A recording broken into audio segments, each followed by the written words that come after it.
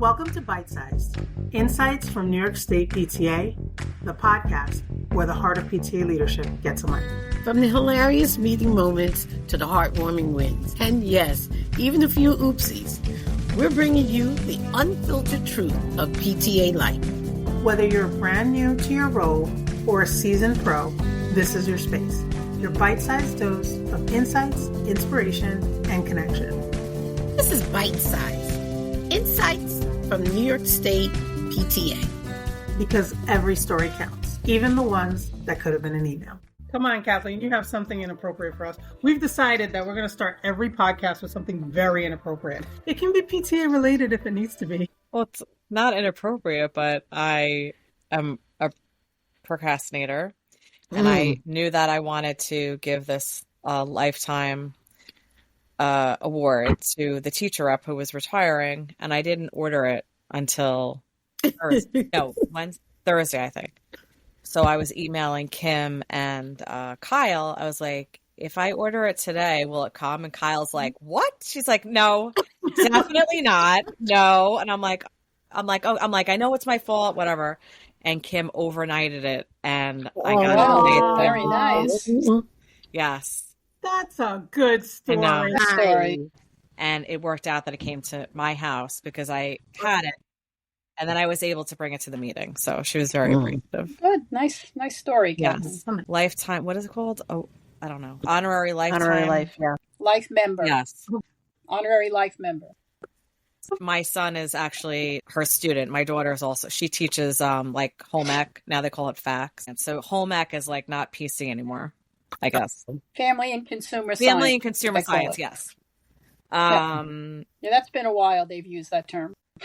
I wish I had gotten into that because they're always looking for those teachers. So then I had one of the trustees from the Board of Ed who was her former student when he was, and he's like 40. So he came. So it was very nice.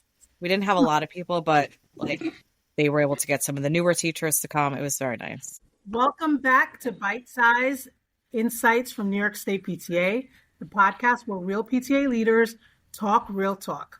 I'm your host, Mary Sotomayor, joined today by some of my favorite PTA teammates, Sonia, Kathleen, and Robin. And we're so excited for this.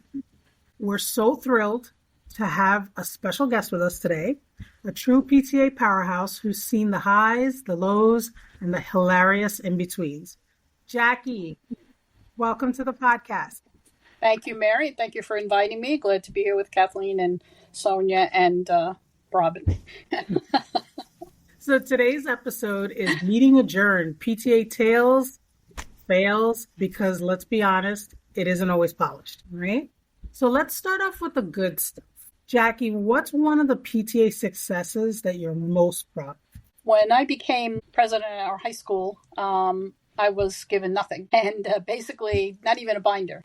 And I had been president before in the elementary school, but the high school is very different. And so one of my proudest things that I did, and it took me through my 2 years as president to establish procedures. And when I handed it over to my vice president, who became vice president, she had a very lovely book of what to do, how to do it, when to do it, sample agendas, etc. And I'm really proud of that. I wouldn't have done that if I hadn't gone to training. And that's what I always tell any of my workshop participants is training is so important. You learn so much. There's always something you can pick up. That's one of my proudest moments because it was very hard to start from nothing. I was glad that I was able to leave her a good foundation to continue working for the PTSA at the high school. Jackie's been very, very modest because I remember when we first started, we knew nothing.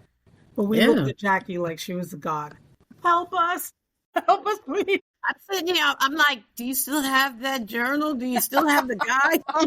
Where is it? You know, and the sad part of it is it was fine for about 4 years, so 2 presidents after me. And then I was really part of Suffolk, so I wasn't involved so much in the district. Somehow the binder never got passed on. And so it was a shame because I know I left it and it left it in a way that it could be easily added to and subtracted from the way you do with procedures.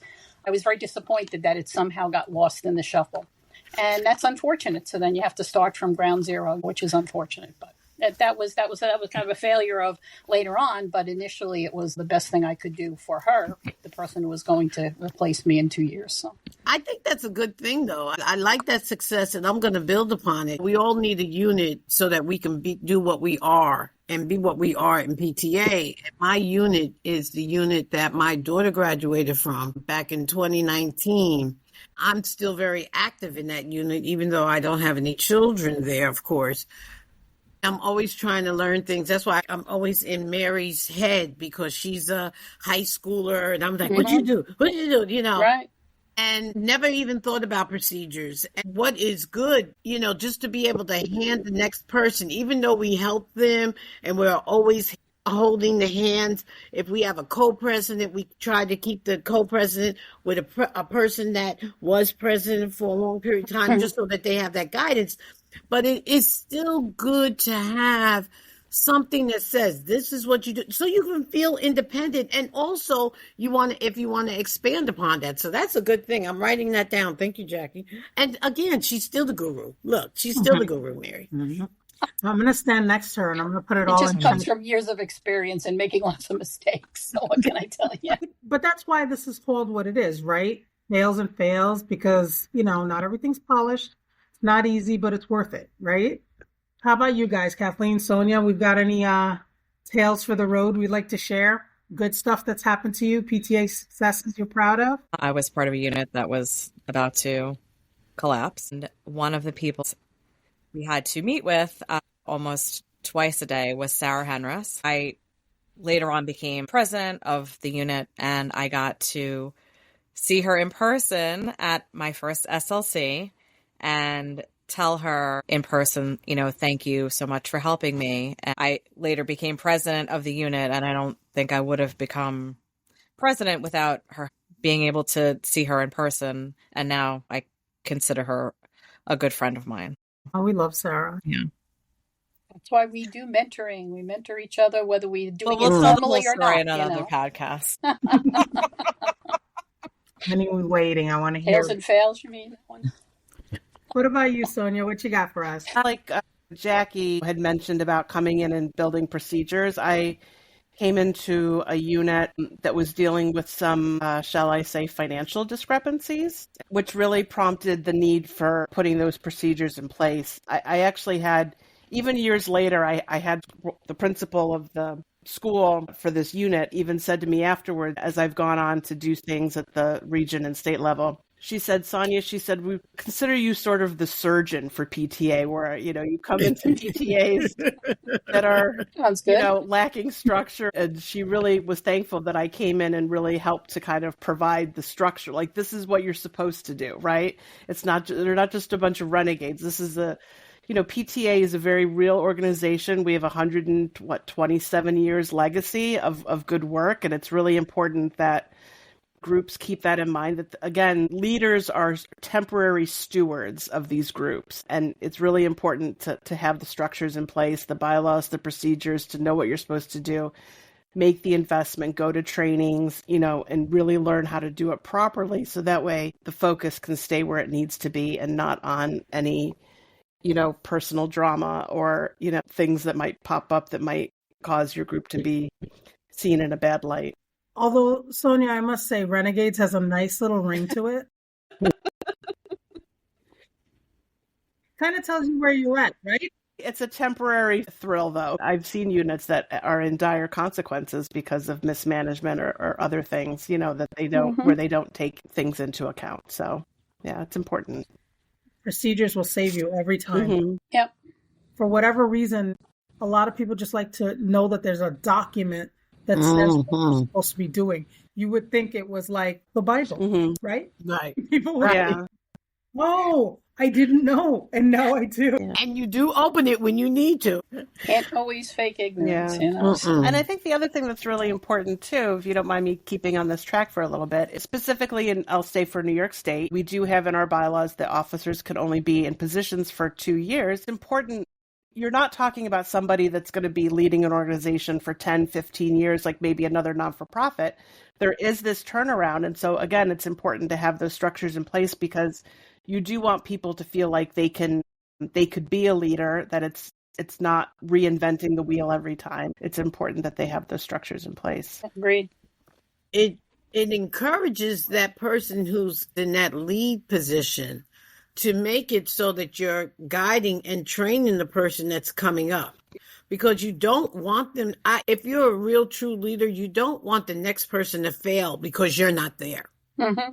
And Right. so you want to give them all the tools, all the guidance and everything. And that's what PTA is about. That's why we have the procedures, because we want to give them the tools so that they too can be successful. That's why we have SLC. That's why we have the workshops. That's why we have the webinars, because we want them to be the best leaders for PTA, for our families, our students, for this entire body that we can be. So that's one of the reasons why it's good that it's only 2 years, because it allows you an opportunity to matriculate so that I can feel that, okay, right now I'm correspondent secretary, but maybe, in another year or a couple of years, I too can be a vice president, or I can be a recording secretary, or I can just off and be a committee member.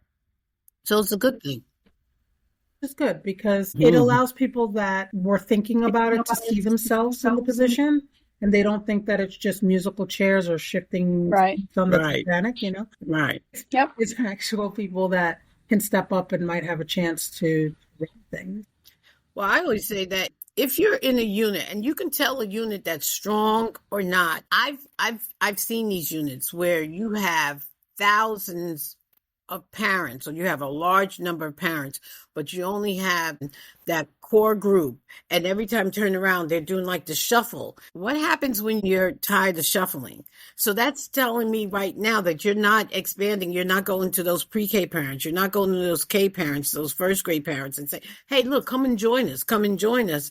Because sometimes it becomes a power thing, but I think it's just best that we shuffle it. The administration doesn't get used to the same person, and everyone has an opportunity to serve in that leadership capacity, which is good. 100%.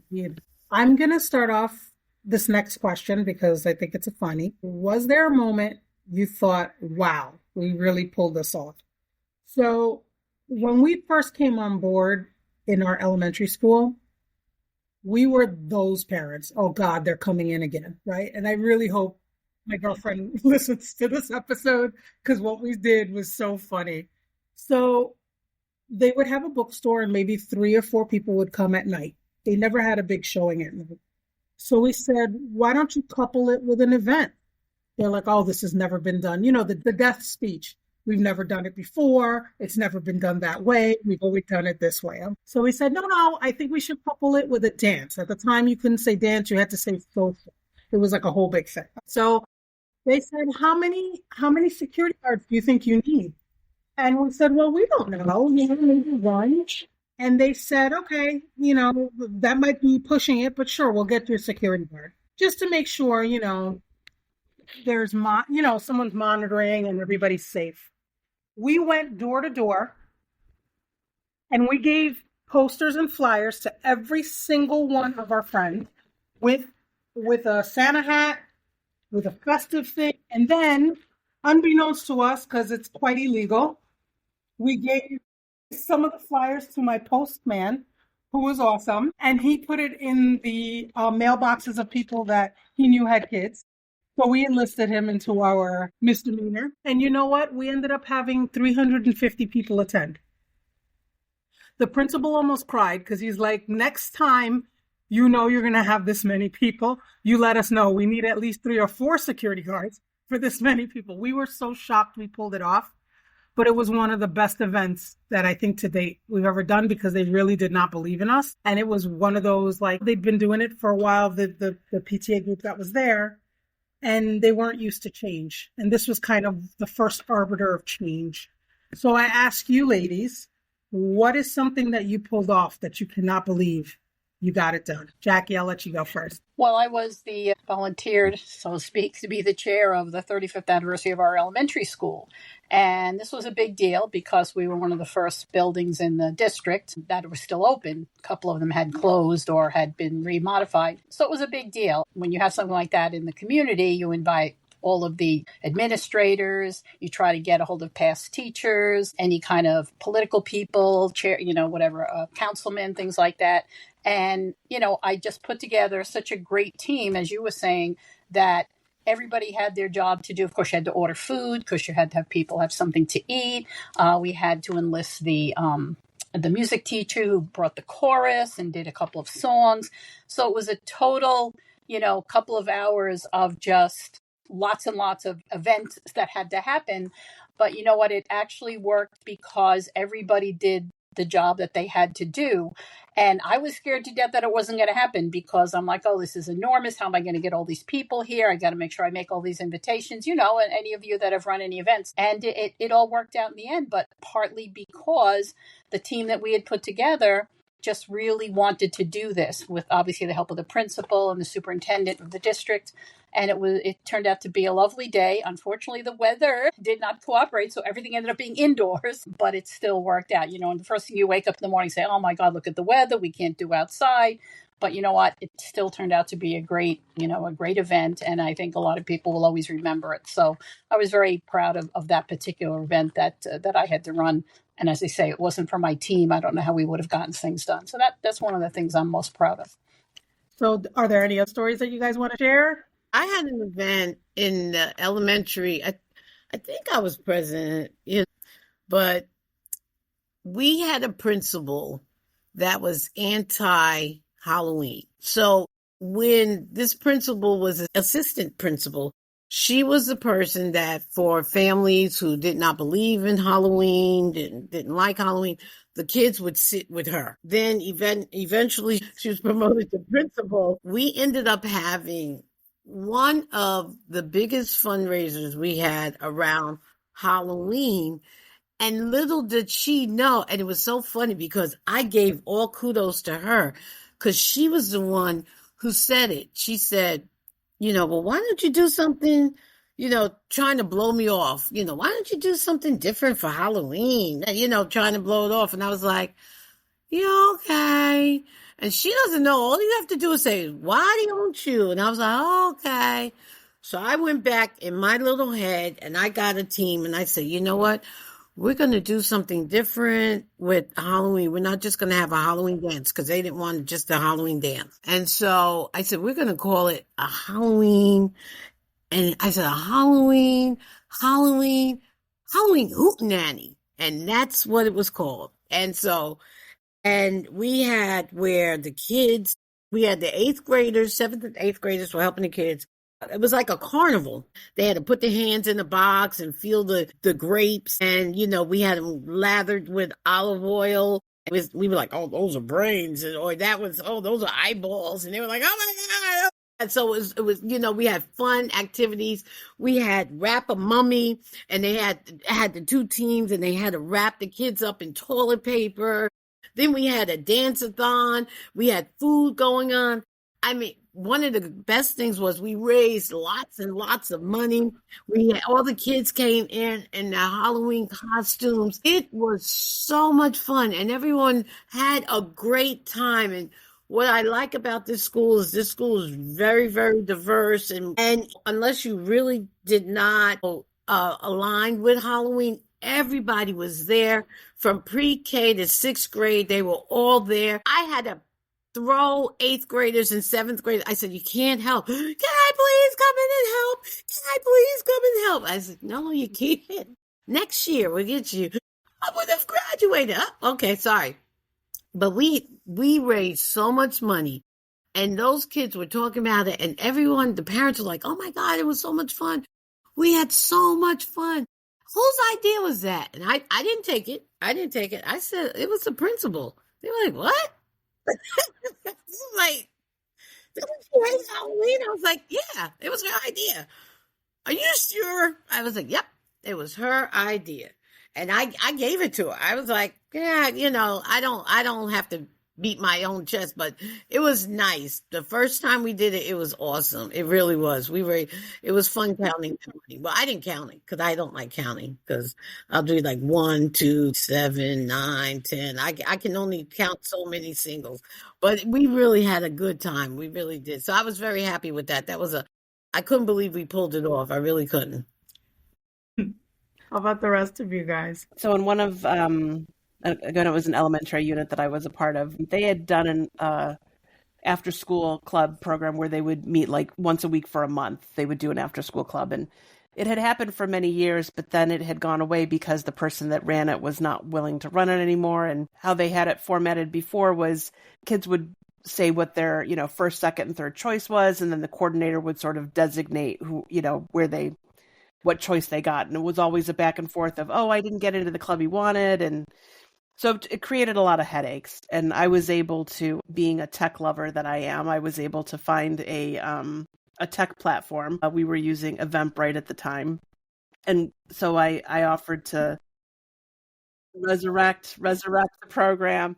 But I said the registration is going to be live, right? So there was club for, there was art club, there was a dance club, there was a yoga club, there was a club for like Minecraft, there was, all these different clubs, and they each had, a certain number of spots. And so I set it up on Eventbrite so that you could see how many spots were open, and when the spots were gone, they were gone. And we promoted the registrations opening. We opened it at like 6 a.m. on a Saturday, and we publicized that this was going to be live registration. If you want to get into the club that you want to get into, you got to log on at 6 a.m. on Saturday morning. And then to see that happen, like actually happen, and to see the numbers come in and the data come in, and, the clubs that you knew were going to fill up right away would fill up right away. You know what I mean? But just to see something like that work was very satisfying to know. And then obviously kids love the clubs. So parents were able to make their own choice what their first, second, third choice was. Like if they didn't get into their first choice, okay, then they could see what other openings there were. So it took away a lot of the perceived favoritism that maybe might happen under a different type of registration format where everybody was on the same playing field and they could see all at the same time what the openings were. And it was a much smoother process. So it was very satisfying to see that happen and to see that be successful and to see the program come back in that way. Sonia, would you agree? I feel like there's a scarcity piece there, right? The minute someone thinks that they won't get it, it's not going to be available no matter what it is, they want it, right? Yeah. Pencil, the prize, whatever the thing is, right? They want. And that's a good thing for people to keep in mind, because if we give, although we mean well, for lack of a better word, our lizard brains are kind of like, meh, I'll get it later, as opposed to, oh my God, if I don't get on at 6:30 in the morning, I'll never make it. So that's really cool. Yeah, you can't do that with every event, right? But for something like this, where there's there are certain, a parent volunteer can only handle a group of so many kids, right? And so anyway, so something like that, it worked. And because the program had gone away for a year because nobody was willing to run it, then when I brought it back, I had a co-leader with me. And because it hadn't been there for a year because nobody wanted to run it, parents were willing to lead clubs because they knew that their kids had missed it the previous year because nobody had organized it. So they were more willing to volunteer because they knew that if they didn't step up, that it wasn't going to happen. Yeah, I think that's a better solution than running it. And then it's like everybody's dog tired, resentful. You know what I mean? We have involvement. We have people understanding its worth. 100%. How about by you, Kathleen? I guess when I first got on the board for my elementary unit, we were having issues within the unit. We were almost not allowed to have events, and we threw together back to school picnic. It was very late. We usually have it the first week of September. This was like the first week of October. And this was the first one, I think it was 2021. So they hadn't had one since 2019 because of COVID. And we made it free. There was no checking anyone at the door. We just come, bring your family, bring, snacks. I think we rented games, like those big, like games from like the library, like they have the giant, like Connect Four. And, we really threw it together in probably 2 days because as soon as we got the green light, we had to act really quickly. We had to get like the building usage form and, a DJ and everything like that. And I did not think it was going to happen, but we did. And we did a similar thing with the Halloween party. We had very little time to throw it together. And, the parents were upset. Like the back to school picnic and the Halloween party are two big things that the school does every year. And just the fact that we were able to throw it together that quickly, so we could salvage something was very, like a great thing to see that we were able to pull it together. People have no idea how hard those things are. No. And the DJ last minute is like craziness. Yeah. They really make it work sometimes. And making sure that they, it was similar to parties of the past, like that they've become accustomed to, because they had lost out the whole year because of all these things have been canceled because of COVID. So to be able to bring it back and, bring it back somewhat in a normal way was very satisfying. I can just imagine. All right, guys, we said all the fun stuff, right? We said all the wins, all the things we were able to do to get it to work. Now we need the real stuff. I need to know what completely flopped. What awkward or hilarious moment are you willing to share with us today? It could be a meeting. It could be anything. When I went from elementary school to middle school, the principal didn't know some of these events that we had at the elementary school. And I was like, I want to do a color run. He's like, what is this color run? I don't know. What is this? So I had to explain it. He called the principal from the elementary school. She had to explain it and finally booked it. And the weekend we were supposed to have it, it just so happened there was some freak hurricane. God. And was it Ida? Was it? I don't know. I don't know. It was the one in October. And I'm like, I cannot believe this. So we had to reschedule it. And then it was, I think in like November. Oh yes, it was after Halloween. I had COVID. I went anyway. I shouldn't have, because the other PTA president is like, you wanted this thing. I can't do this by myself. We had 3 kids doing this stupid color run. And I was 3 kids running around. I'm like, this is the worst thing ever. The principal came. I think he had just gotten over the flu. It was just awful. It was so awful. And how many kids did you have doing it? We had 3 that day. I mean, not even that many signed up to do it. And it's just like 3 girls from like the track team, and they were just like running around. A little bit for practice, right? You could tell. You're walking around, running around, and someone has to come and blast them with the color. You're like, what? And I actively had COVID, but I didn't tell anyone. Oh. And I'm like, this is just the worst day possible. And then it was like hot, like the, late fall hot. I'm like, I just want to die.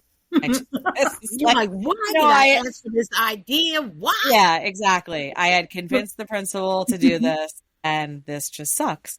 Well, listen, it's from the flops we learn, right? Right. We always get our biggest lessons from life. And then somebody was like, how would we do the color run? I was like, no, that was the worst thing ever. I'm never doing that here again. Oh my God. And that's what I'm preparing for in October of the next school year. I've been like wanting to do one so bad. You're scaring me. No, it can be very successful. Yeah. We use givebacks for ours. This was actually one of our flops, but I'll explain in a minute. Everybody was able to sign up. Everybody was able to do what they had to do. We were able to see all the metrics at once. Givebacks was amazing for it.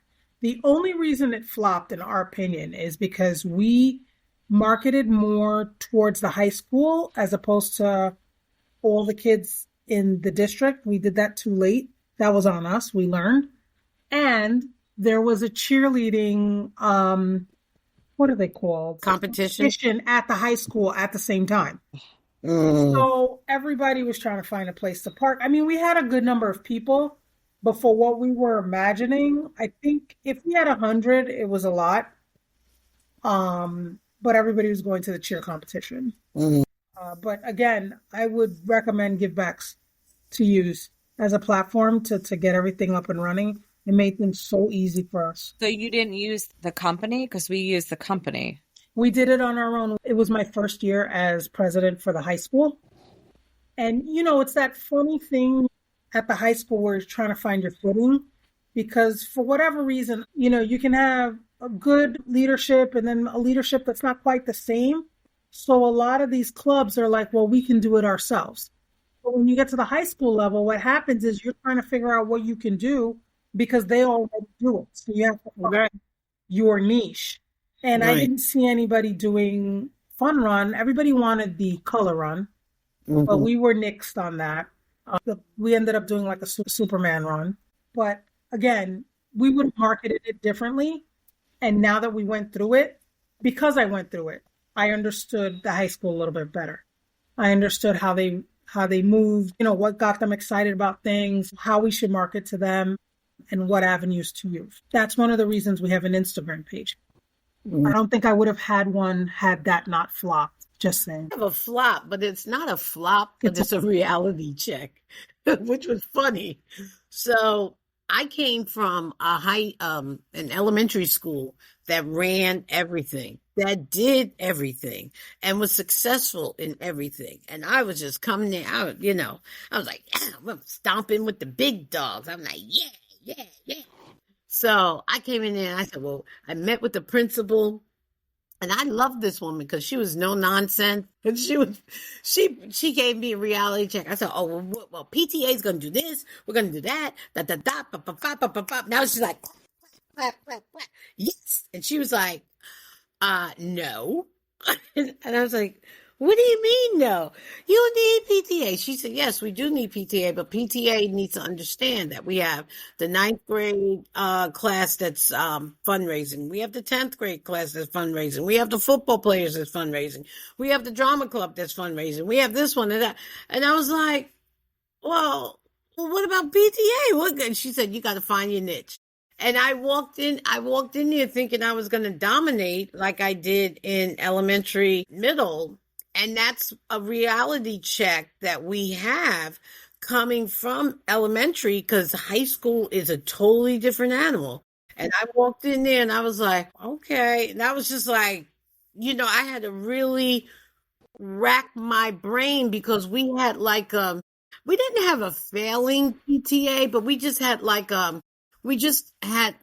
the membership was just waning, it's just like, yeah, we're here and okay. And I was just like, no, my daughter deserves she came from a great PTA in elementary school. She deserves this. And the other kids deserve this in high school. And by the time she graduated, PTA, I'm not saying that, it took that long, but it definitely was a reality check. It wasn't a fail, but it was a reality check that, you have to do things differently. You have to really think differently. And I do blame myself, because had I gone to SLC and gone to some of the workshops before my daughter graduated or while I was still in high school, I probably would have had other ideas. I just think that had I gone to training or gone to workshops, I would have known a lot more, been a little bit more creative. Robin, don't be too hard on yourself, because I don't know if you ladies experience this as well. You lightly touched on it, but it's the God's honest truth. Elementary school, by the time you leave, you're a rock star. You know how to do this. You understand how this works. So you walk into high school and you're like, I got this. You don't. Yeah. You don't have it. Well, it's true, because going into high school, you have, as Robin pointed out, every club is doing some fundraiser.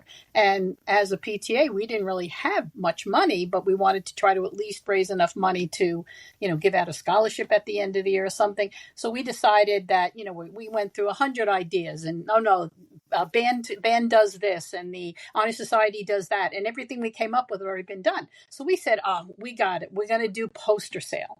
Okay. And we had this great person who was willing to be in charge and everything. I know where to get the posters. They're reasonable, whatever. And it was flop. We thought, I think if we made $50 at 1,200 students, that was pretty good. I mean, honestly, we tried it at lunchtime. We tried it after school. It just didn't work. You have to figure out different marketing ideas. And like you say, there really were no workshops like we have now many times about high school PTAs and middle school PTAs. We didn't really, when I was a president, we really didn't have those workshops. And maybe that would have given people an idea of some of the things to do, So that's a tough one. I agree. High school was always a very tough one to get people there, although we did have a good core of people that would come, but to get your money is very difficult because the fundraisers were already being taken by the other groups. And so we learned our lesson that the posters was not the way to go. And by the time you get to high school, it's the misnomer that we're doing fundraisers all the time. Right. And so by the time the kids get to high school, parents are like done with PTA. Right. They don't, and I tell everyone, our fundraising efforts are not like they are in elementary school because of the other clubs and everything. I'll tell them, look, we need you to come to the meetings, but we're not out there. We're not doing cupcakes and donuts every day. But I said, we're just not doing it. It's not as onerous as it is in elementary, middle school. Mm-hmm. However, it's just as needed. I don't want anyone to, when I go and I do talks to parents about PTA in the high school, I tell them, I said, you think that this is the time to let your kid go. They don't need me. And I always tell them, no, they need you more. I said, you thought they needed you from pre-K to 8th grade. They need you more because that little darling that you're sitting next to in 9th grade, by the time they get to 12th grade, their head has spinned around and they're doing other, and you're like, who is this kid? Because you really got to keep a better handle on them. They'll be graduating school before you know. They're in 9th grade. They come out in 12th grade. They need to know FAFSA. They need to know this. They need to know that. So we are needed. And the one thing that we haven't touched on is all those awesome parents that were so good at PTA elementary school, kind of waned in middle school, are now the band parents. Yep. Yeah.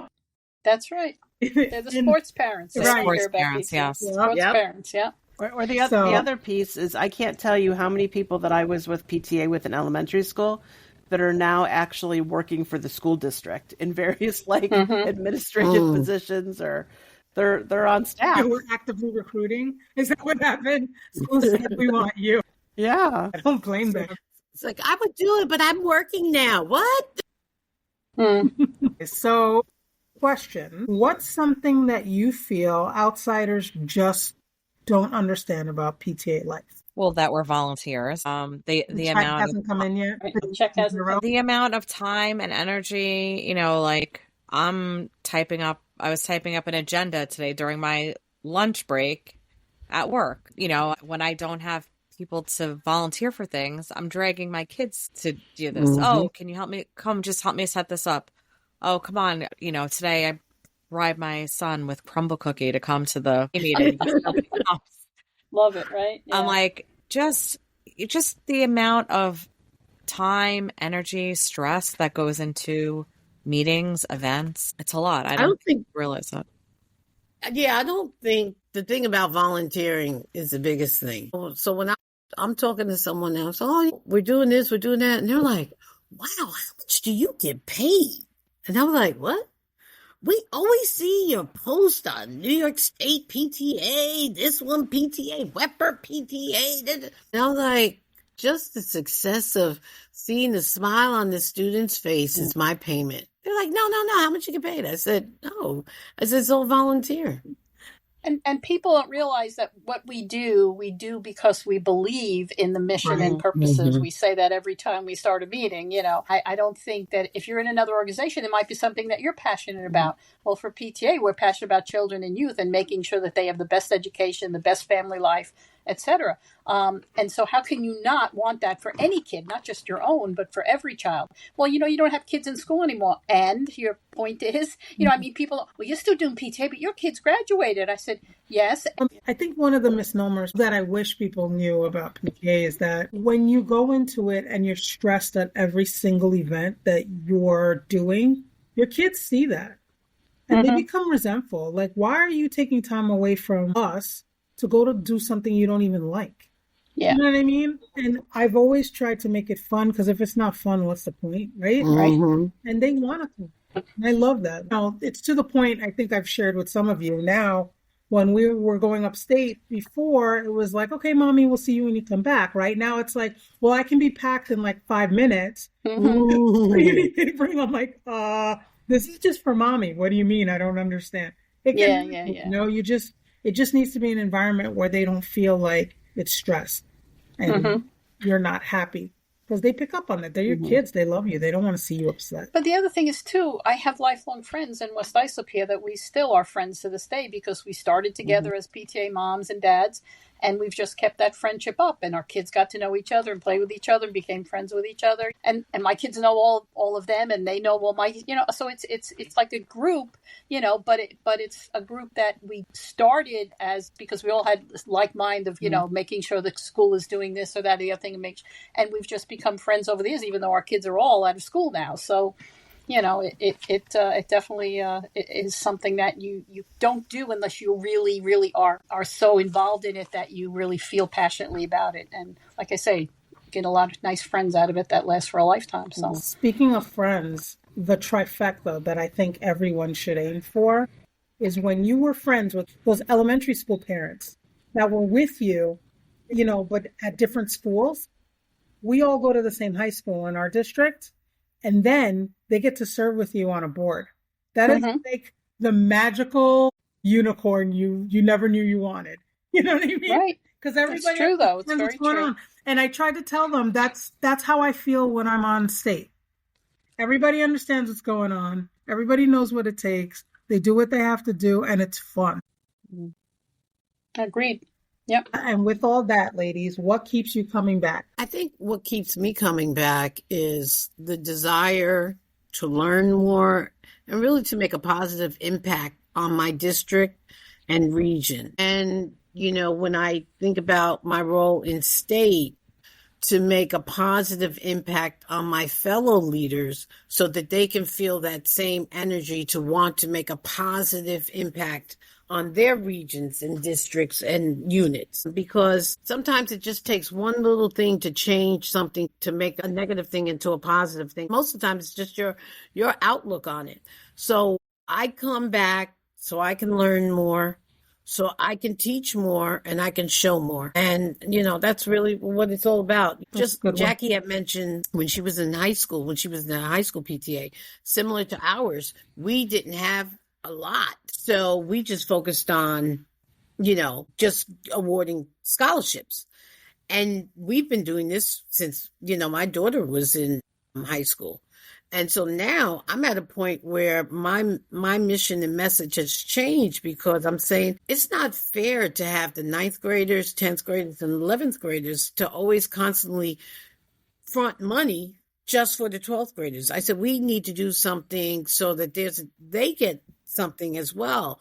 And I said, we have to change our vision. I said, we have to do more enrichment for the younger grades. We have to do things so that the younger grades feel that we're not just focusing on the 12th graders. So why come back? What makes me keep coming back is, learning more, thanking God that I was in a class that I just happened to sit and hear from a leader that talks about high school. And I'm like, oh, wow, I can bring that there. Oh, I can do this, just to make that positive change. And I don't do it just for myself, because I share.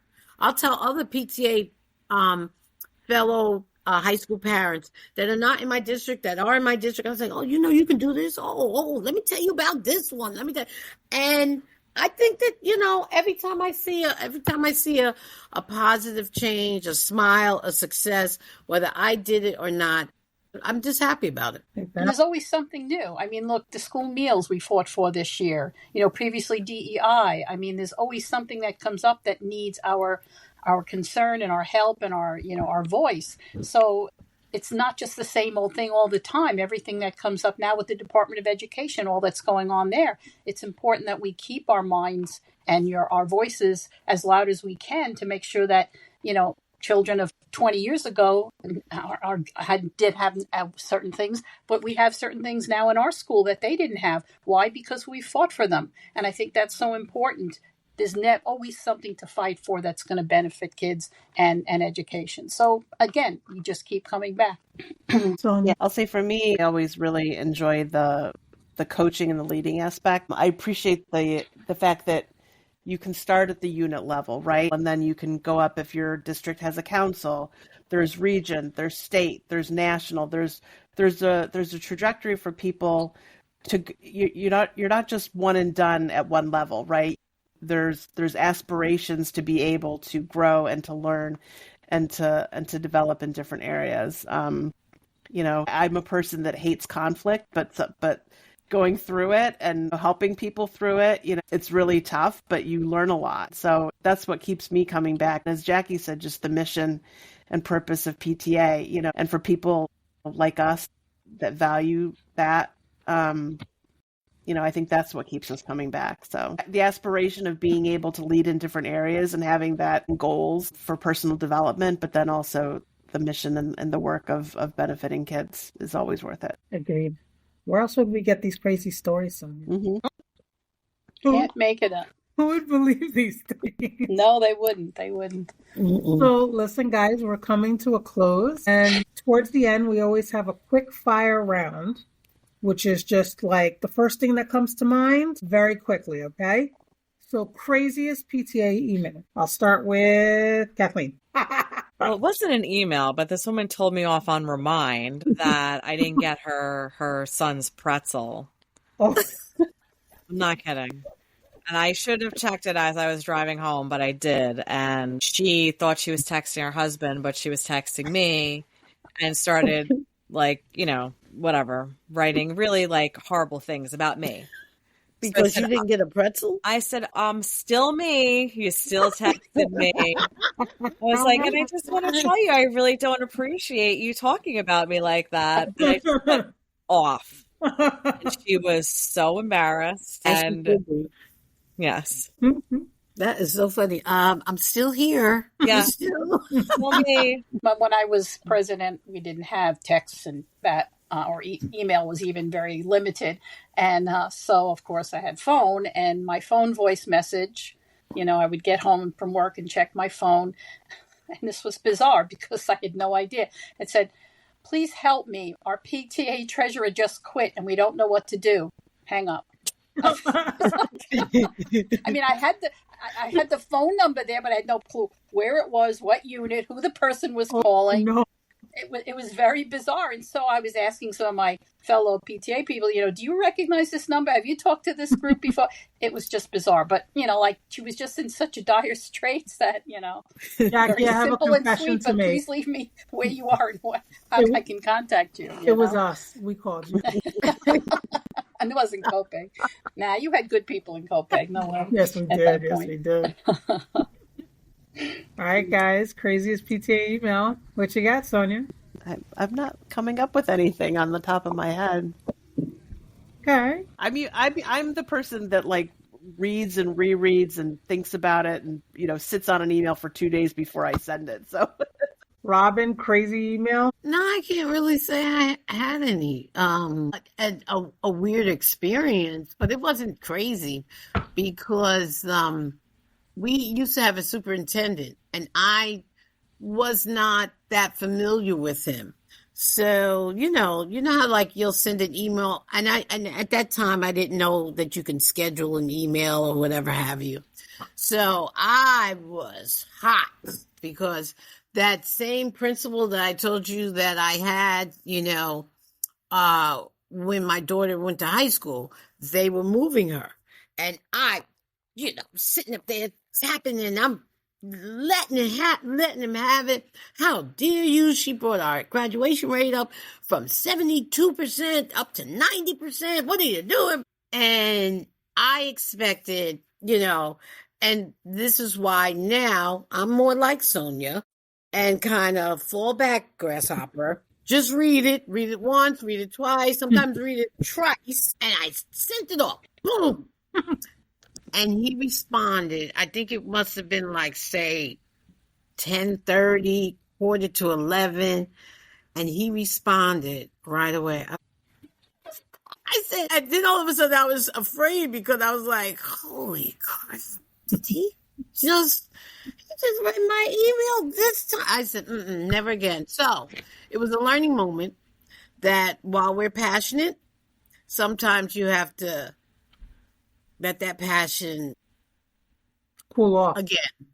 Cool. And send the email at a time where you had like a few hours to breathe and think about it. And like Sonia, sometimes I'll write the email and just come back and reread it and come back and reread it.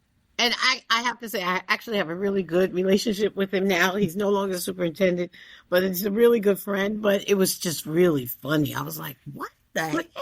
You know, and Robin, you can agree, or any of you guys, when you read that email the first time, for whatever reason, you have like this instant reaction.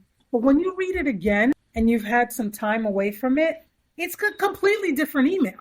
Yes. Right? Why was I so upset before? Okay, so take back everything I said about reading emails 3 times, because what Robin said made me think of something, and you guys may see me in a different light after I tell you this story.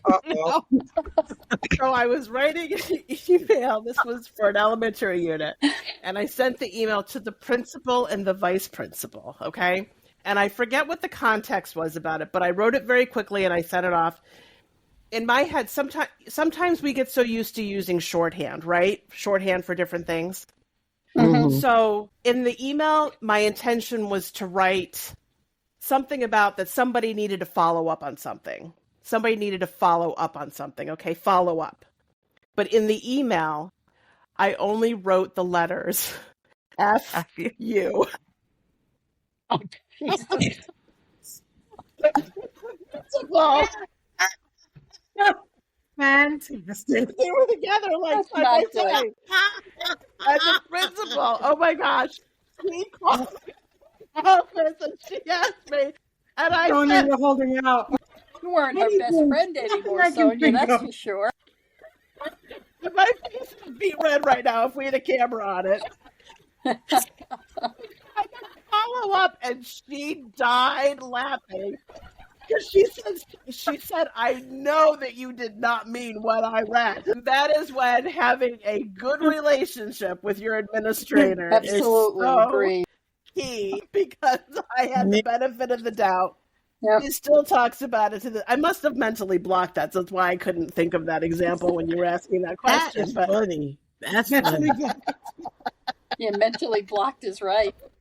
Listen, that's going to be a whole other podcast, because I cannot tell you between love you too or hey babe. I don't know, you know, because you say it so often. And then you and the principal are kind of in a weird position. Yeah, like, what do I say now, right? I didn't mean to say that. Well, guys, time is, we're at that time. Jackie, thank you so much for keeping it real with us. Jackie. Thank you. Thank you Jackie, for having me join you. Appreciate it. These stories that remind us we're not alone, and that even the messiest moments can lead to the best lessons. To our listeners, thank you for tuning in to Bite-Sized Insights from New York State PTA. If you haven't had a PTA tale or fail of your own, please share it with us on social. And don't forget to subscribe so that you don't miss what's next. I'll see you next episode. Bye.